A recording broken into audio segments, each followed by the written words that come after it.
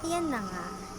So, for tonight's dinner, may invitation dito sa restaurant na to. At ayan na nga, dumating ang order namin. Siyempre, Baka yan, te? papahuli ka naman. O, diba? Ito yung lamb. Salad, meron dyan. Dahon-dahon, madami. Ito ang lamb. Lamb chop, may mga kabab, may mga... Basta mixed grilled yan. Siyempre, ang sarap ng parsley. Meron ding roast na Ay, mali ako. tomato and onion.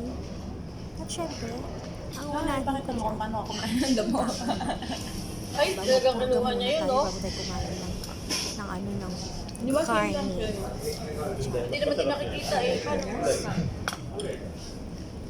Yun ay burger daw dito. Masarap to. Yun Kasi ang tawag dito. Sarap Sarap yan. Parang yan ang ano. Parang yan ang pinaka Ano ba yan? Kubo? salad. Gawain sa Naman Hindi basta din sa inyo? dahil. Yung mga ano yun? Pero pag gustong sumausaw dun sa aking sausawan, Kasi mababa na ako.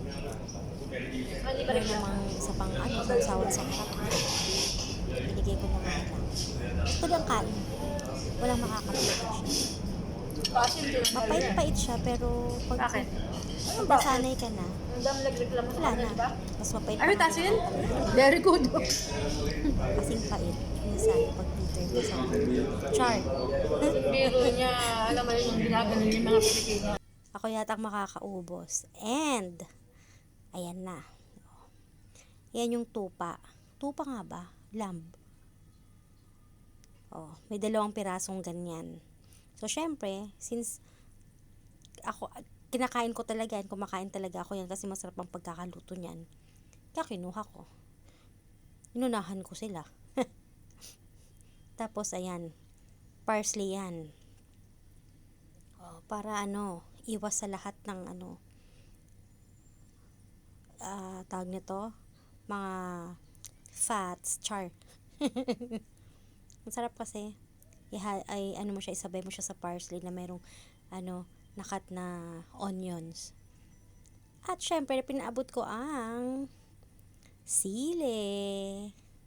Arto mga sili in Ilocano. Hindi rin siya, ano, hindi naman siya maanghang eh. Hindi ako naanghangan. Sila, naaanghangan sila, kaya kinuha ko na lang.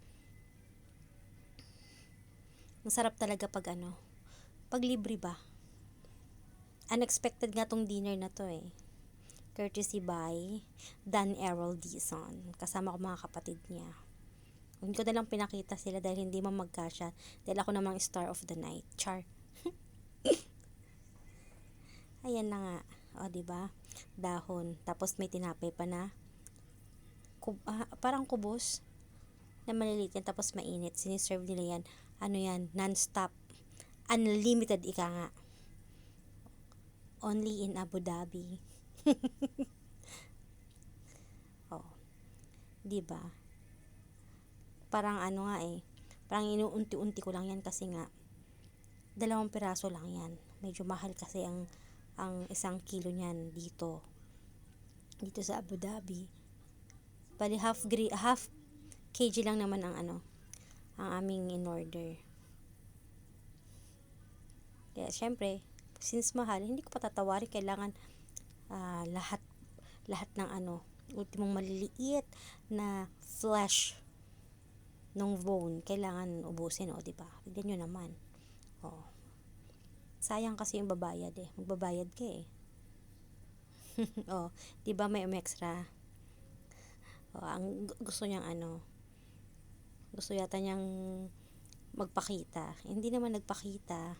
Supervisor ng mga waiter dyan sa ano, dito sa aming kinainang restaurant. Diba? O, talagang ayaw ko pang bitawan. Since meron pa namang ano doon, meron pa namang chicken. May kebab din, pero yung kebab ayoko. Yan lang ang gusto ko. Tapos yung mga dice na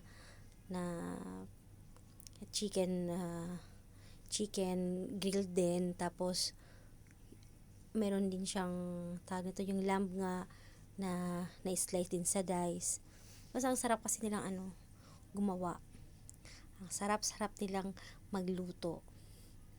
So, pag may ganitong dinner, o kaya may pakain, tsaka na ako nakakatikim yan. Dahil nga, mahirap pag ikaw ang bibili kasi nga, mahal.